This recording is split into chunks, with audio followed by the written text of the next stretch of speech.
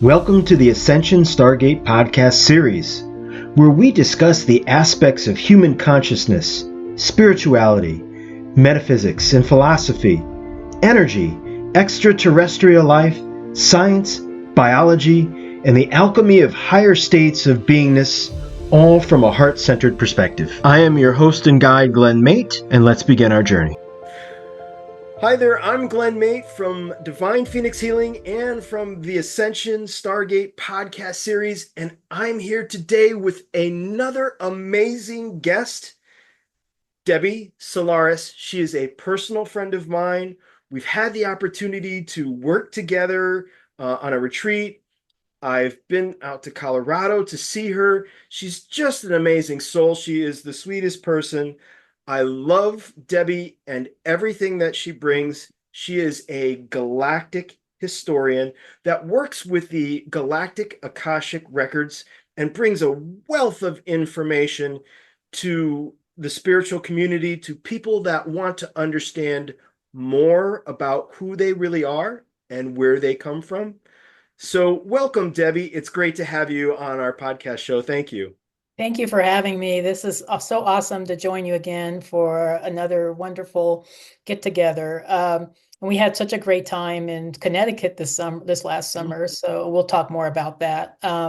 Just in case people don't really know who I am, I am a ET contactee first and foremost. So um, I know that sounds crazy. Like, why would somebody like me be an ET contactee? I don't know. I think I kind of know, but I don't know really. But because I never would have thought I'd have that kind of experience. I come from a very traditional and conservative background, but and from a military family, and I was in the military myself.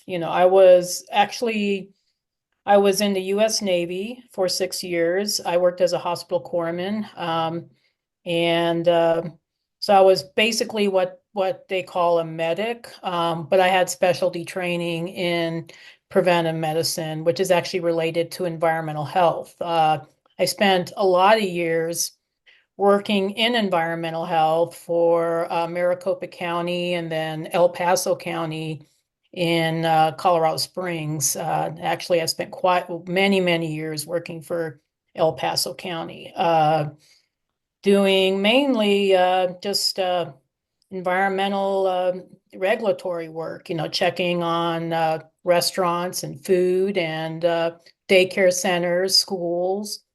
Also septic systems, water systems, so I did quite a bit, during the 18 years or so I worked there.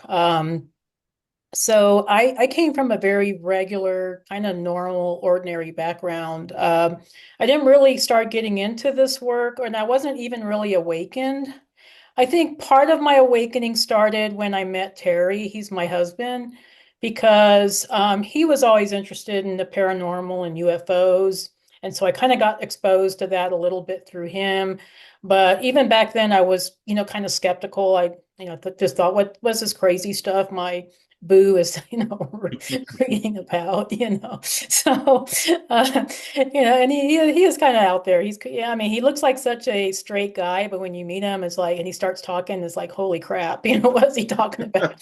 But I don't think you've met Terry yet, but he's pretty out there. But anyway, so I think it kind of expanded my consciousness to even entertain the possibility of these things being real. But I wasn't really awakened until I had my own extraterrestrial contact experience in 2012. And it happened not just once, but twice. I do believe it was an out of body experience, like maybe my consciousness was on board the starship. I was on the Arcturian starship, and it seemed like I was there for a long time. When I was there, I think time works differently in the higher dimensions, but I was just gone for maybe, 8 hours while I was sleeping, but it wasn't a dream. It was too real to be a dream. Usually even lucid dreams have kind of like that dream-like quality. this was very, very real. I mean, where it felt more real than 3D real, which is really hard to explain, except that when you're in these higher realms, uh, things seem much more crisp, like the details are crisper, they're more detailed, maybe more sharp. And then the colors are more brilliant. You can see auras around things. It just seems a lot more real, like a hyper real. And so while I was on board this ship, I interacted with Arcturian beings who telepathically communicated with me and told me that I was part of their star family, that I had chosen to be part of this Earth Ascension mission, that I came here with a big mission, but I just forgotten about it, and that it was their job to remind me of my mission. So I had that experience in May 2012, and then I also had a similar experience in December 2012. Same starship, slightly different, I mean, different beings. I was interacting mostly with Pleiadian beings in Mhm. the second visit, and it was a shorter visit, and it was mostly more personal in nature, where they told me about individuals that I knew and about what was going on with them. So it was a little bit different. But even after the first visit, I noticed that something in me activated. Like I wasn't the same person. Like I went to sleep totally asleep, and then when I woke up, I was really awake. I mean, where I was all of a sudden consciously aware of myself as a spiritual being, and that um, I needed to learn more about this spiritual thing, that I was getting myself into. So this started like a 2-year journey of me taking every spiritual class I can get my hands, or metaphysical class I can get my hands on in Colorado. Fortunately, Colorado is very awakened. We have a very strong spiritual community, especially in the Front Range, so which is Denver, Boulder, Colorado Springs, so there was, a lot going on for me to partake of. And I went through this journey of self-discovery. And during this time, I was noticing I was getting downloads of information, like massive downloads about galactic races, galactic history, things that happened millions of years ago in our galaxy and in other universes. It was just amazing. And so I thought initially I was going crazy, but then as I started doing more research and started learning more and reading more, I was like, okay, maybe there's some validity to what I'm downloading, because all these systems that I was learning about were real star systems, and these beings, other people were talking about these beings, so I was like, okay, I think there's something there. How I got into doing Akashic Records readings was kind of by happenstance. I didn't set out like, oh, I want to read records, Right. It was, I was taking Reiki classes in my hometown of Castle Rock, Colorado, and I was talking with my Reiki teacher about these downloads, and I was asking her, where are they coming from? And she says, well, it sounds like they're coming from the Akashic Records. And oh, by the way, I do teach how to read the Akashic Records. You might want to take my course. So I took all 3 levels of her course, and I found even after I took level 1 that I just had a natural affinity for accessing the Akashic Records. And I do remember the Arcturian beings on board the ship, talking about the Akashic Records, but I just didn't understand what they were talking about Mm. at the time. But it was something like something activated. So I've done readings for probably in the last 10 years for thousands and thousands of clients. I mean, clients all around the world from all walks of life, men, women, all age groups, except for technically you're not supposed to do readings for people under 18. Mhm. So it was usually adults, so all age Right. groups within the adult range, not necessarily kids, but then I started noticing patterns. I've started learning a lot more about galactic history beyond just my my downloads that were kind of random, so I was starting to get more in tune with starting to see how everything fit together. And so in the meantime, I was also doing readings locally, and I did quite a few readings for folks that worked at Gaia TV, and they started finding out about me, and then they got me on one of their shows, and I guess the show was pretty popular. That was the Beyond Belief show with George Norrie.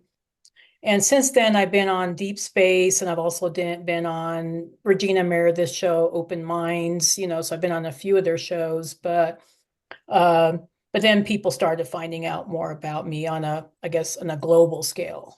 So that's my story in a nutshell. I tried to say it as fast as I could because I know you got other things we want to talk about, but And it's a great story because, you are what I would call one of the foundational bricklayers that is really putting tangible, relatable information about our galactic history, mhm. how we connect to it as an individual, and how we connect to it as a human race to other races. And although some of that information has been trickled down through biblical text, Mhm.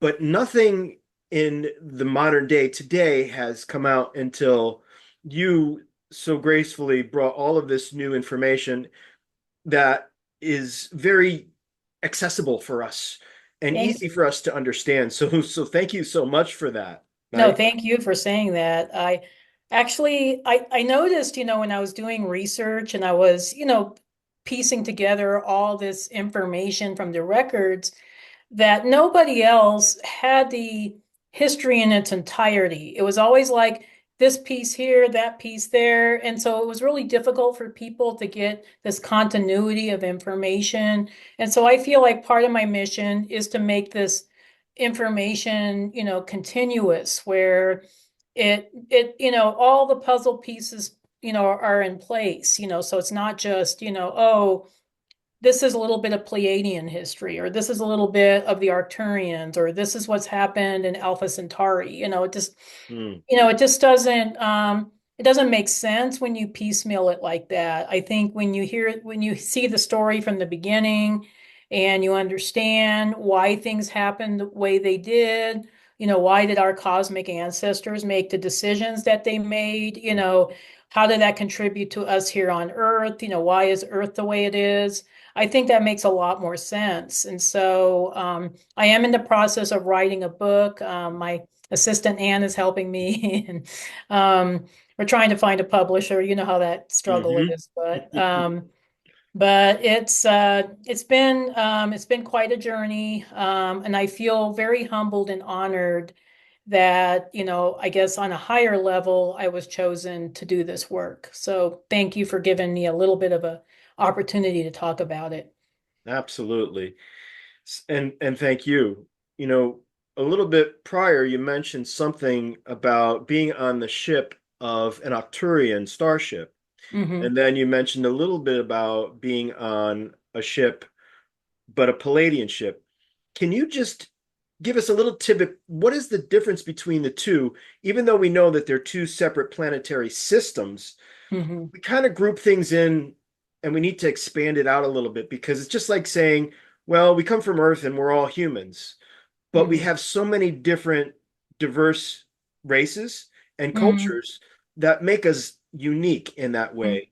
Hmm. So I want to have you explain, like, what are some of the unique things that might be different than just broad banding or broad labeling Arcturians and Palladians?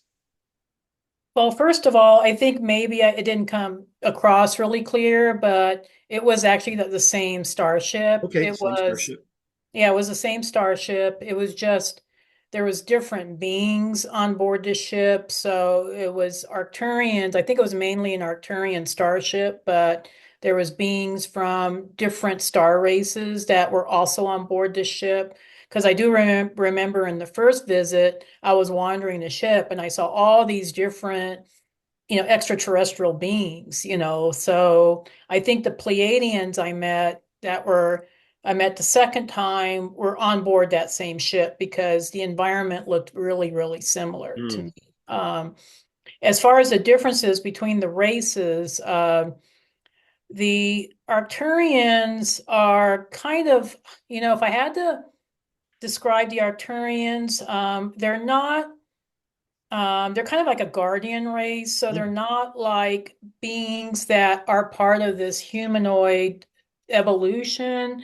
They're kind of like the overseers of the evolution. So these are beings that are spiritual guardians and spiritual guides. And they were set aside and had a different consciousness for that reason. So these beings are extremely intelligent. They're extremely technologically advanced. They're very highly spiritually advanced. As a matter of fact, Edgar Cayce said that they were the most advanced civilization in our galaxy. Mm. So I think it's amazing that Edgar Cayce even knew about Arcturians because, I mean, he was doing his work at the beginning of last century. Right. So I believe yep. that was in 1936, and where his prophecies started to come out, and Yeah. he didn't live that long of a life. He was only, No, he didn't. I think And I he's mean, for somewhere in him to his have 50s and access 60s. to that information for his time was amazing because that Right. was even before the waves of volunteers started, incarnating on Earth. And what I mean by waves of volunteers is this is a take off of Dolores Cannon's book, The Three Waves of Volunteers Hmm. and New Earth. But all of us that are light workers that are star seeds, and what a star seed is a soul that is having a human incarnation right now, but their soul originated from another star system or another part of the galaxy or another dimension. So all of us right now that are incarnating didn't really start incarnating on Earth in this timeline until after World War II. So for Edgar Cayce to know about Arcturians, was pretty amazing. But the going back to my description of these beings, the Arcturians were the keepers of the Akashic records, Hmm. so they were the ones that had the Stargate. So there's two major Stargates in our galaxy. Somebody from the other Stargate, our mutual friend Tony Ghazi, the Yay, Tony. Ontarian heart that we all love so much. So he's a representative of that other Stargate. So that's the portal between Andromeda Galaxy and our galaxy. I'm more hopefully a representative of the Arcturian Stargate, which processes souls between death and their next incarnation. So that's why Arcturians work a lot with the Akashic records because the Akashic records they had to access them in order to process these souls. And so the Arcturians are the keepers of the records, but they're not so the records aren't located in Arcturus. I do get that question a lot. They're located in the highest dimensional realms, but they maintain the records. They protect the records, just like they protect the Stargate that these souls are getting processed through. So J.J. Hurtak and his wife Desiree wrote a book called The Keys of Enoch, where they do mention this energetic gateway that is Arcturus.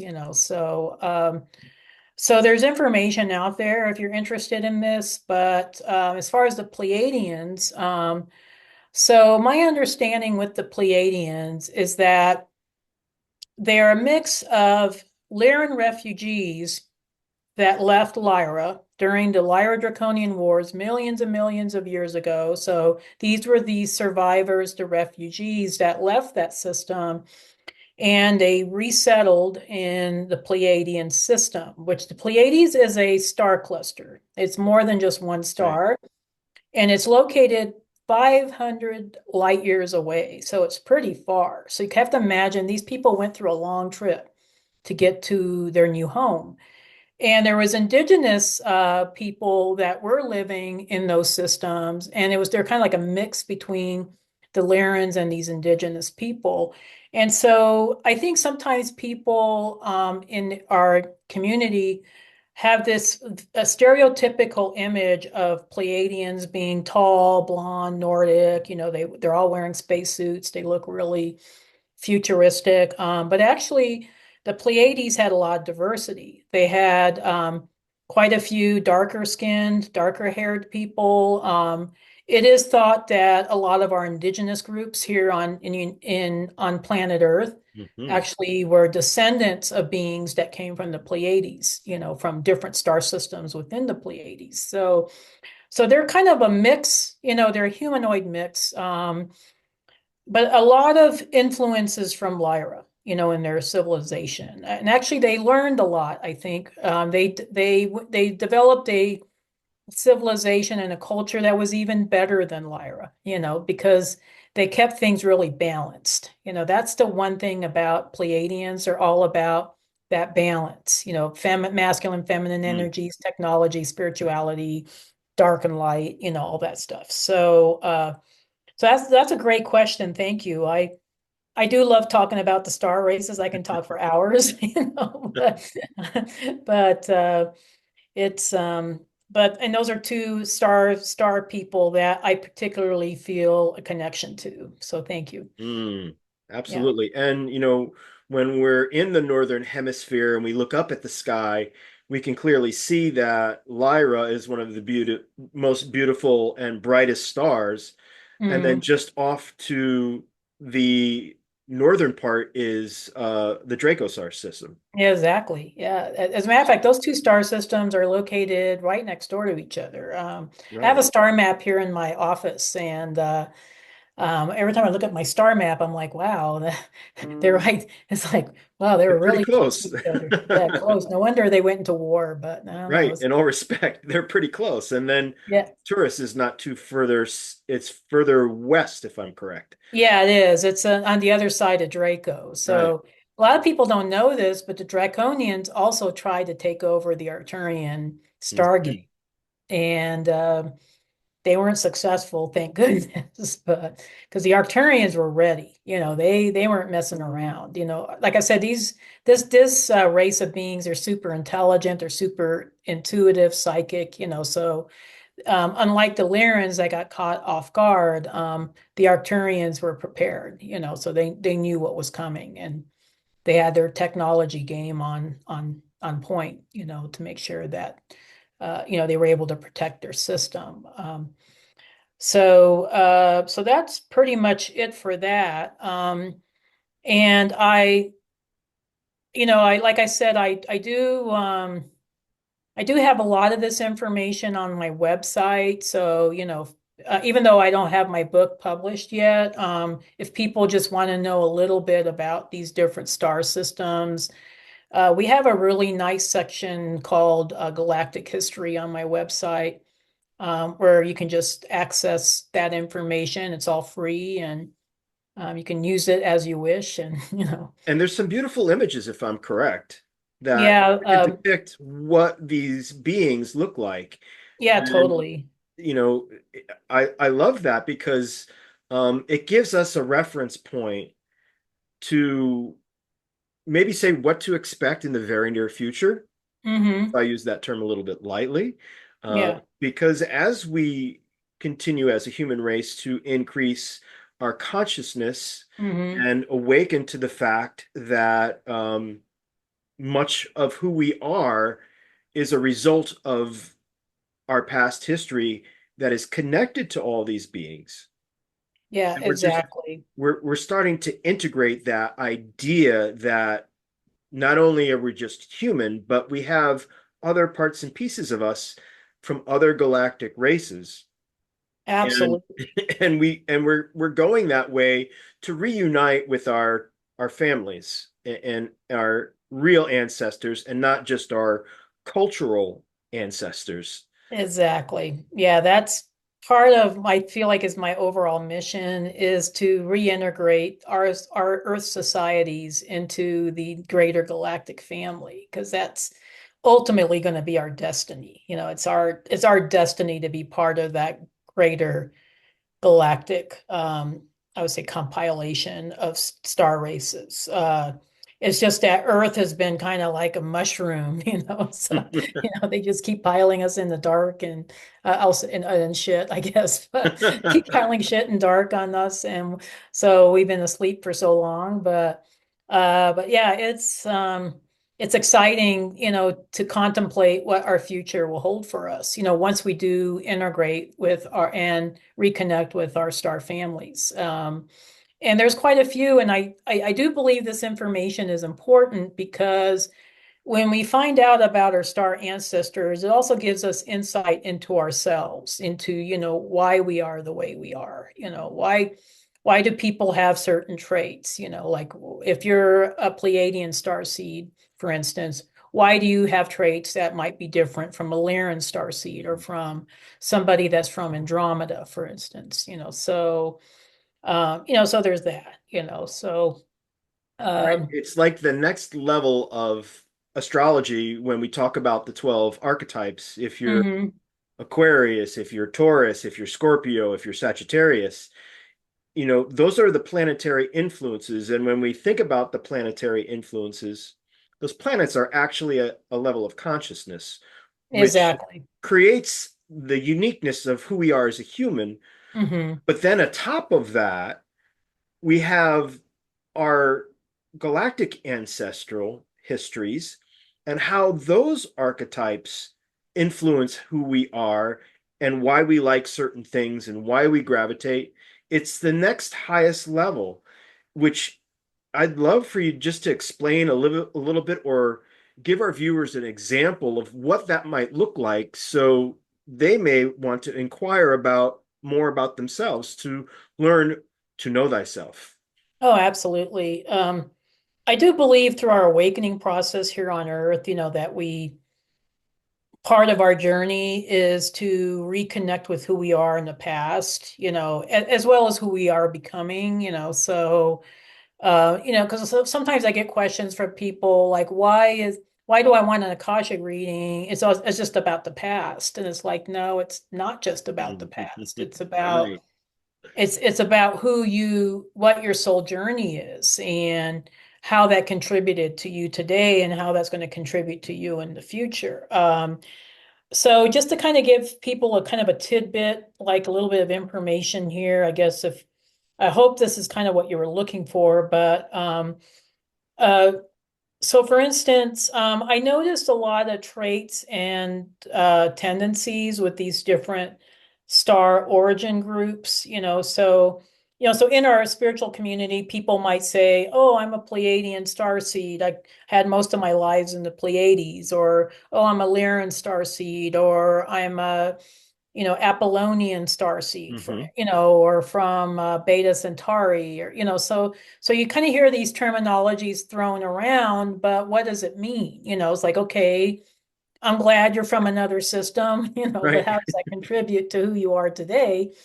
So to give you an example of just, trends and tendencies that I noticed, because I've done, so many different readings for so many different star seeds, throughout, the last decade. And what I noticed is that there are certain personality trends, kind of maybe similar to astrology, since you brought that up, like, okay, everybody that's born under the sign of Scorpio have certain traits, maybe there's some differences here and there, but they have certain basic traits.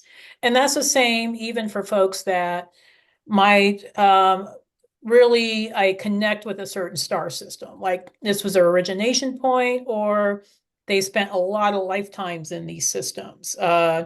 So just to give you an example, what I noticed with Lyran star seeds, these are people that have had a lot of incarnations in Lyra, the constellation of Lyra, is that they tend to be very childlike, very Mm. open-hearted. They love nature.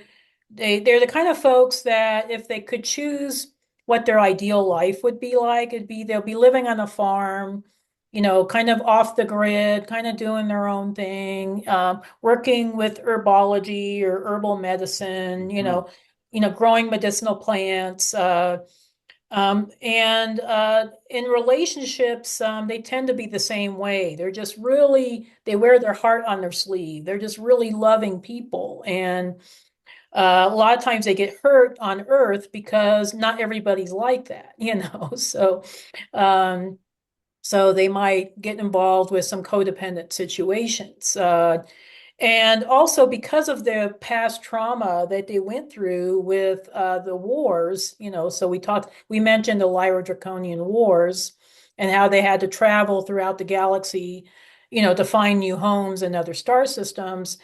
So these people went through a lot of trauma, and this trauma gets embedded in our DNA, our physical DNA and also our energetic DNA. So what I noticed with a lot with Lyran star seeds is that um, they, if they go under a lot of stress here on Earth, like they'll be perfectly healthy when they, as a young child or even as a teen.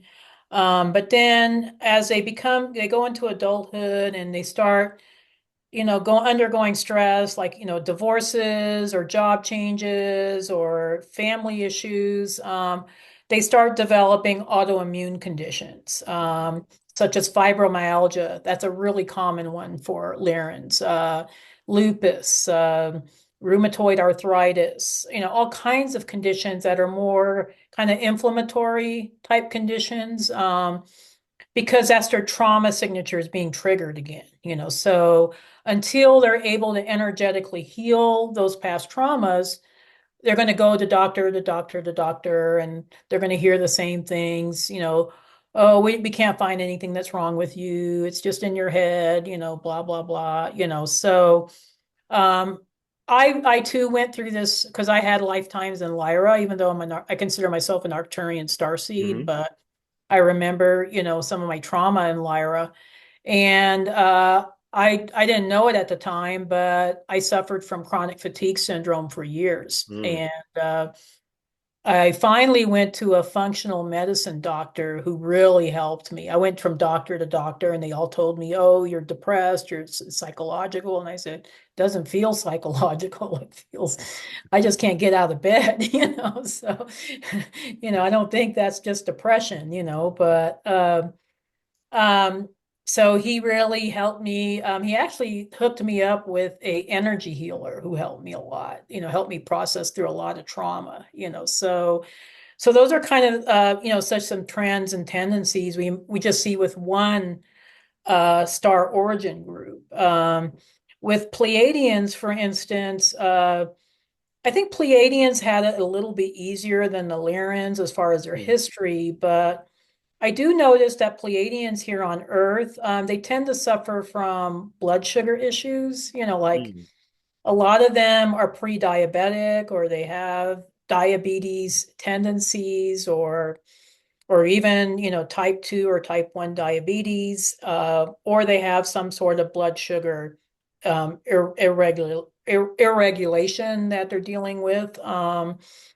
And they also tend to succumb to cancer, various types of cancer. I notice with Pleiadian star seeds. Because with Pleiadians, I think what happens with them is when they incarnate here on Earth, they're used to being in civilizations where they were just really supported, really inclusive, really loved, just super, super supportive civilizations. And then they come here on Earth and they're told, oh, you got to do this by yourself. We're not helping you.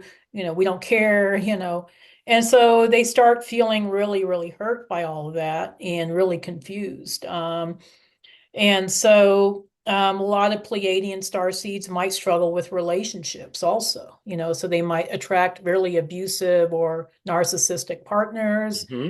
until they start healing, and so until they start healing themselves, they start, doing the inner shadow work.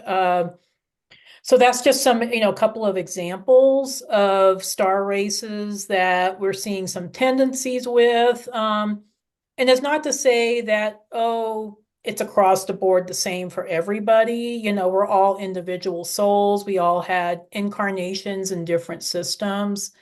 So maybe even though you're a Pleiadian star seed, you might have had a lot of lifetimes also in Andromeda. Right. So that might have influenced your personality or your likes or dislikes, as well, So I think that's the biggest myth out there with our starseed community, that we're supposed to be attached to one system, but Right. actually we're ancient souls. We've incarnated in different systems for millennia. So a lot of us have had incarnations in a lot of different systems. And so that's what makes our soul unique. So that's, to me, I think it's more interesting. It's kind of like astrology, where you have your sun sign in one sign, and you have your moon sign in another Right. sign, and you have your rising sign, and you have your planets in something else. So it's the same with star origins. And that's incredible because we're always trying to learn more about who we truly are. Mhm. And once we understand that, we can heal, we can make the necessary dietary changes, we can change our health routines. So, all of this information and its compilation is so very important. Layers of things that we never really thought about. We thought, oh, I'm just a human. I'm Mhm. just this limited being here on this earthy, dirt planet. And, Mhm. you know, I'm only here for Some one people trip. might call it a prison planet. I don't know. Right. But we all chose to come here at Yeah, this we all chose to amazing come here. time. Yeah, that's what I keep telling my clients all the time. They say, I don't know why I'm here. This life's so hard. I said, well, you chose to come here. Yeah, Yeah, you can, don't make yourself out to be a victim. You that's know, right. yeah, And as we the other all chose to come races, here. Yeah. all the star races say, you chose the Disneyland planet, Mm-hmm. right? So if Mm-hmm. this is the Disneyland planet, that kind of gives us a perspective what other star systems might actually be like. Yeah, exactly. Yeah, this is definitely PhD level work on layers and layers of deception, and layers and layers of hidden knowledge. I mean, it's just I mean, it's just interesting, for us once we awaken, to process through all of that. And then it's like, well, I don't, I think it starts off with the conspiracy theories. Like you start figuring Yes. out, like, okay, things are not what they seem, so then you start listening to people like, I don't know, um, Alex Jones or Max Egan. I know those were two guys that I connected with early on. I don't know if they're still doing their work, but I think Alex Jones is. I don't know about Max Egan, but and or some of these conspiracy people like Simon Parks, and so you start listening to those folks. And then you're like, oh man, it's like everything we've been told is a lie. It's a complete lie.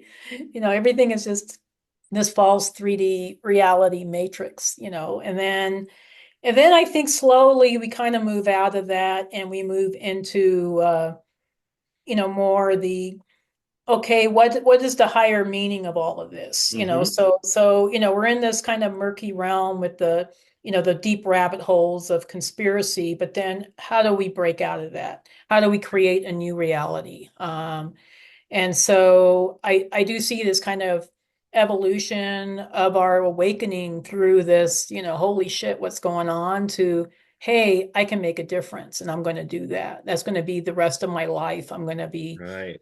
working hard to make a difference on this planet, even if it's a tiny one, even Right. if it's a small one. And we become the crack that allows the flower to come out of the pavement, right? Exactly. We're that Exactly. person if we allow to break out of the ground to make that change, to make that difference. Hmm. And speaking of that, I want to talk about some of the great things that you did at the Stargate Crusader Retreat in Connecticut, where you taught some of our guests how they could read their own galactic Akashic records. And what a tool to put in your toolbox, and to go home Absolutely. with, to say, hey, I learned how to read my own galactic Akashic record reader, and I could start to learn to read other people as well. So do you want to talk a little bit about that process that you brought everybody through? Oh, absolutely. Yeah, that was an awesome retreat, by the way. It was Thank you. probably Thank one of the best retreats I've been on, just with the wealth you. I would say, variety of different activities we all did. And it wasn't just, sitting in in an auditorium or a classroom. It was also a lot of outdoor activities, that you provided for everybody. But getting back to your question about what I was teaching people, so I'm of the belief that we all have access to the Akashic records. We all have psychic abilities. We all have these. So it's not just me or you or a handful of us, that we all have these abilities, but it's been programmed out of us, through our upbringing here on Earth. So it's up to us to, retap into that. And so, and of course, I can't do Akashic readings for every person on the planet. It's just physically impossible, even though I have a long waiting list right now of 3,500 people that want to have readings with me. And I think the list just keeps getting longer and longer. And Goodness. yeah, I can't do all of those, I mean, there's no way I can humanly possible unless I clone myself into 20 different readers. But yeah, that's probably not going to happen anytime soon. So I got the idea of, you know what? I would like to teach others how to do what I do, because not only does it take, the pressure off of me, although that's part of it, but it's also that it helps them to develop their own psychic abilities, so if they're able to tap into the higher realms, they don't have to rely on readers to get information.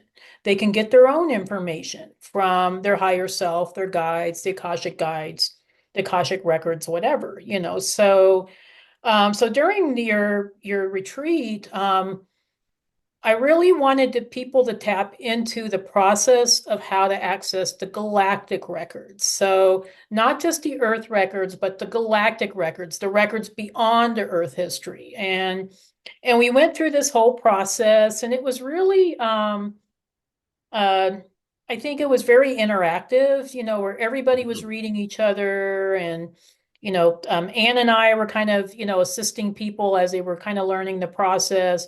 But I would say pretty much everybody in your group, and I think there was at least 20 people, if not more, all learned how to access the records. And they were doing a great job of it. I mean, just the stories I heard of people sharing, and the, downloads they got, from the records was freaking amazing. So these are the kind of things that you'll learn, when you go to, Glenn's retreats. And we want to go even the next step further with the next retreat, where um, not only going to learn how to access the records, but you're going to learn how to heal within the Akashic records. So how do you heal ancient trauma throughout the Akashic records? How do you break people from old soul contracts and old patterns that are no longer serving their highest good? And I have a step-by-step process on how to do that. And so these are the types of skills you'll be learning that, so even if you don't necessarily want to become an Akashic reader per se, these are skills that help you with any modality. So if you're a Reiki healer, it would help you. If you're an energy healer, if you're a channeler, if you're somebody that likes to share information about the truth on a podcast, it helps everybody, so that's why I'm so passionate about this, and why I have my own Galactic Akashic Readers training every year. I only offer it once a year, but if you guys are interested, there is a sign up page, and you can sign up to be notified when we offer it again.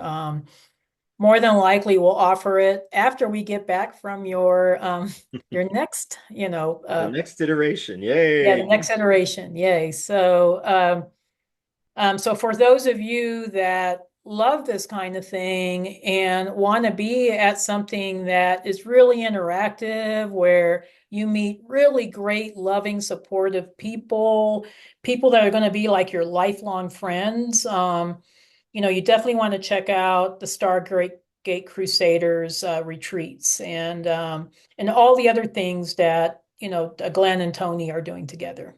Yeah, it's exciting, and we're so blessed that you're in our community of friends, of close friends, Yeah, because, the what we like to do is we like to give, and there's nothing better than we give the gift of self-empowerment, exactly. right? So when we give you something, you're walking away with a whole toolbox full Hmm. of different tools to pull out, whether, you need the screwdriver, you need the wrench, or, you know, you need the hammer.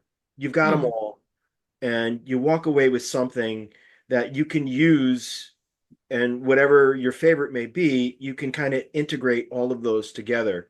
So we're so very blessed with you to be in our spiritual group and community. And I want you to let everybody know all of the new projects that you're working on for 2025. And where can we find Debbie Solaris in the very near future? Because I know that you've got this special galactic cruise coming up that sounds just simply wonderful. Who wouldn't want to be in the sun in December going to Mexico, right? I know. No, that's just amazing. Yeah, when Neil Gar invited me to do that project, I think I was one of the first people he asked too. I think maybe me and the Hertax, I don't know, but I thought, oh my God, this cruise is like tailor made for what I do, So of course I said yes, and then when he mentioned, the incentive program and, being able to, bring friends and family on board the ship, I was like, oh my gosh, this is amazing. I got to do this, uh, so yeah, that's going to be on December 14th through the 21st. We leave from Cape Canaveral in Florida, just south of Orlando, and then we'll be going to the Yucatan in Mexico, Cozumel. I've been to Cozumel; it's Mm, beautiful, and the Yucatan, also amazing. And Belize, and then Honduras. And there's going to be so many different excursions, so many different events, music, entertainment, presentations. So you get to go and I think there's like 20 speakers at this thing. So if you don't like one speaker, there's plenty more you can probably listen to. But it's going to be so much going on. It's just going to be just an amazing, amazing experience. And to be able to do something that fun with a bunch of star seeds and mm, light workers, you can't beat the experience, especially at the end of the year. right. So if you're interested in that, and you want to check it out, it's at galacticorigins.cruise.com, just all one word. And then if you decide to register, do drop my name. It helps me, So if you decide, hey, I want to sign up under Debbie Solaris, just do that during the registration process. So just pick my name out of the list. So that's how it works. And I am going to be at the All Shift Happily Now conference in Germany next month. Unfortunately, the Sedona conference, the Cosmic Awakening, I think Yeah, that got didn't work canceled. out, unfortunately, but That got next unfortunately got, year for that. yeah, they're going to do it next year, so it's not a done deal. But as far as I know, All Shift Happily Now is still happening. So if you're in Europe or Germany or someplace in that part of the world, and this is giving you an opportunity to be in a starseed community with a bunch of other starseeds doing some really fun things. And this is a week-long thing too. Mm. So lots and lots of activities. I'm going to take people on a magical elemental tour. So I'm going to connect with fairies and elementals. So that's going to be fun. And of course, we're going to learn about the galactic history of Northern Europe. So that's going to also Mm. be fun. And then there's other events as well. There's the Lyran conference. It's online, so anybody can attend that. And the Awakening of Humanity, that's Portal to Ascensions thing. That's also the beginning of October. And then next year, since you mentioned it, I am going to be at a beautiful Hawaii retreat in February called Ancient Souls Retreat. This is going to be on the Big Island, and I'm going to be teaching about Lemuria and about Mintaka and all Mm. the watery planets, So, Yeah. so we get to learn about Sirius B and Mintaka and Lemuria and how that contributed to that side of the world, their culture there. We're also going to do similar to your retreat, where we're going to teach people how to access the galactic records Mm.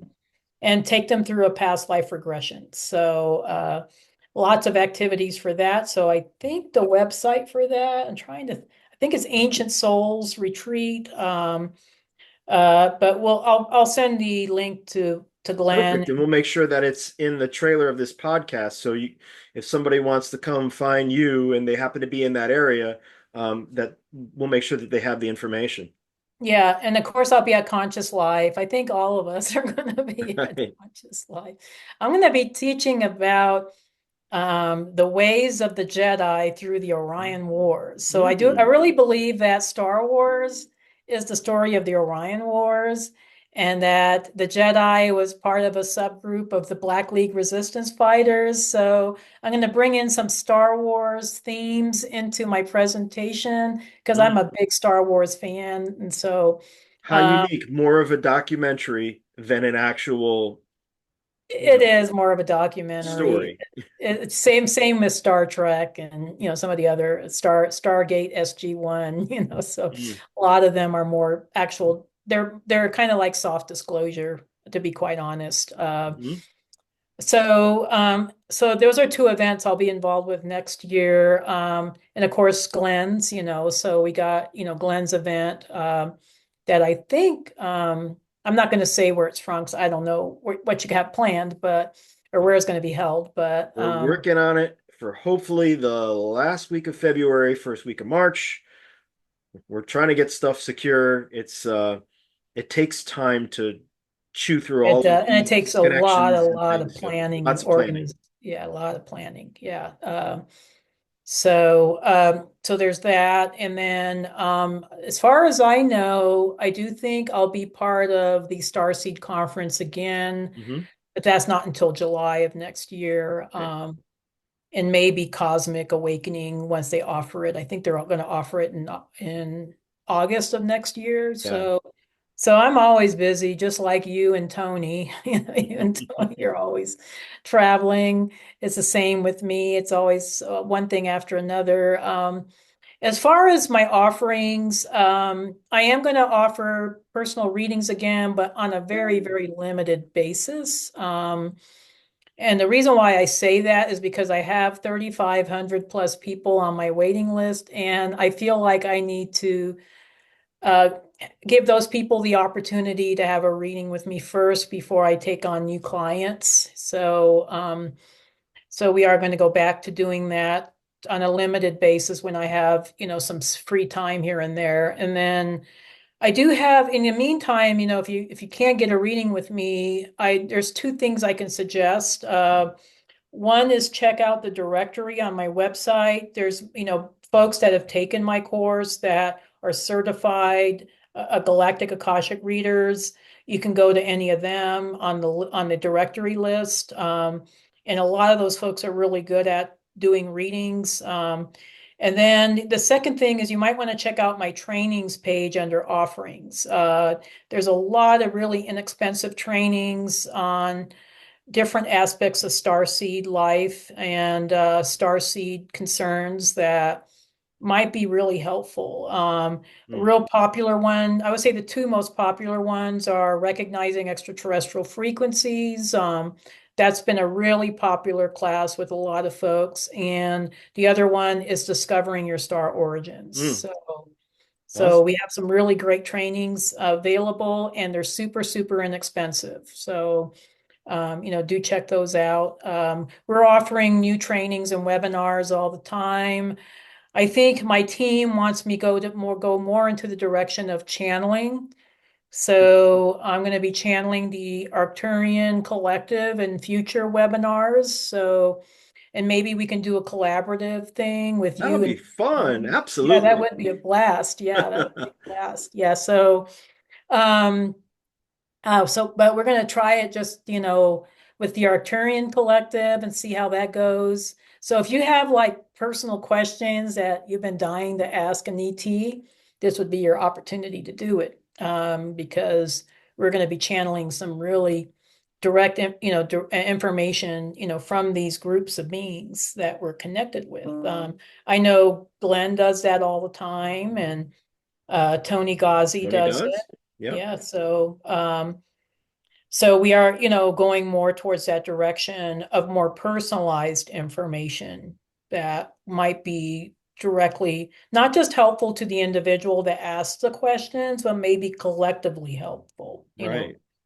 There's a lot Everybody. of people that have the same question or a similar question Exactly. that we could kind of, with one blanket, we can cover many people's perspectives, questions, and they can feel that they've actually received something that's really tangible.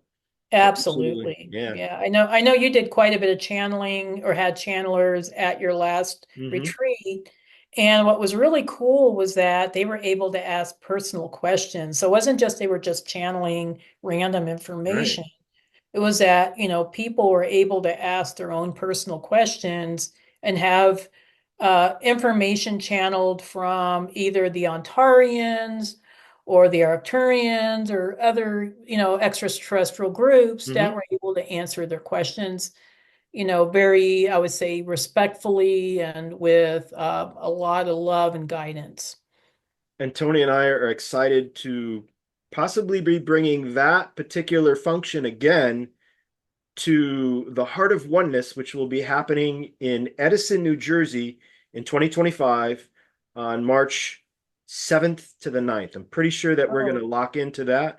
Um, we love Matt and his dear wife from the Heart of Oneness. They're great friends of ours. So we're looking forward to having something again on the East Coast, uh, which is certainly fun. And if you just want to learn from Debbie Solaris, you're gonna have to come to the Ascension Stargate retreat, and you'll be able to learn directly. So you won't have to ask anybody about, can you read a record for me? Because we'll teach you how to read your own records and others. So that's so and exciting. you save, I don't know about, well, you save the trouble of having to learn it through one of my courses, so you'll learn it more in I would say, an expedient manner because we only have so much time, but you'll still Right. learn the same skills, so that's another benefit to going to these retreats.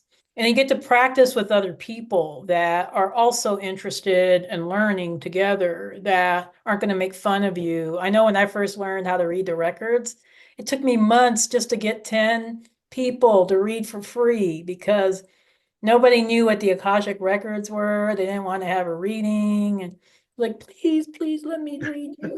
Now it's like, I got all these people that want me to read me and read them, and I can't because it's too many. I So know. I know it's just too much. But yeah, this gives you an opportunity to learn these skills and use them as part of your spiritual toolkit. So Absolutely. yeah. Debbie, I'm so grateful to call you my dear friend, to call you a colleague, and to have you in my spiritual community. Is there anything else that you'd like to share with our viewers today? No, just that you know, I, I am going to be offering the Galactic Akashic reading training again. So if you want a really in-depth training, we are reformulating it a little bit where it's not, it was used to be 8 weeks long. I think we're going to condense it down to 6 weeks. So you get this information faster. And then we'll be offering that probably in March and April, so of Mm. next year. And then at the same time, we're in the process of developing the advanced Akashic reading course. So if you've taken the basic course and you graduated from that, but you want to have the next level information on how to clear the records or how to heal the records, then you'll definitely be interested. And we'll be having a sign up for that soon. We're working on that as we speak. Actually, our friends Daniel and Lauren are going to help us produce it. So, Yeah. The yeah, they're Moment awesome. Imaging Film Company. Yeah, Our they're good awesome. friends, both Yeah. channelers, both super connected, great people, and they are also in our circle and on our team. So big shout out to Exactly. them. Yeah, we love Daniel and Lauren. So I know it's going to be really well produced, and we're going to have some nice videos, and it's going to be set up similarly to the previous course, but not quite as long, but it's going to be more hands-on. So if you guys are interested in that, we're in the process of developing that, and I hope to offer it next year because I'm pretty sure we're getting things set up with Daniel and Lauren. So the goal is to offer it by next year. So those are two projects I'm working on. I am working on a book. I know a lot of you have been asking for that, and it's been slow going because I have a lot of other things on my plate, but we'll get it out. So thank you, Awesome. Glenn, for having me on. Oh, Debbie, always a pleasure. Thank you so very much. And I can't wait to have you on the show again sometime in the summertime of next year. We can talk about all of the great things that we've done Mhm. and all the places that we're going. Yeah, and there'll be some fun activities to look forward to. Yeah, do check out Glenn's Stargate Crusaders retreats. They are very transformative. It is well worth your time, and you're going to meet some really awesome people, like lifelong friends kind of people. So Absolutely. do partake of that if you can. Take care, and I'll let you say goodbye. Glenn, Viewers, we'll see you next episode on the Ascension Stargate podcast. I'm Glenn Mate. I'm here with my good friend Debbie Solaris, and we'll see you next time real soon. Have a great take day. care, everybody. Bye bye.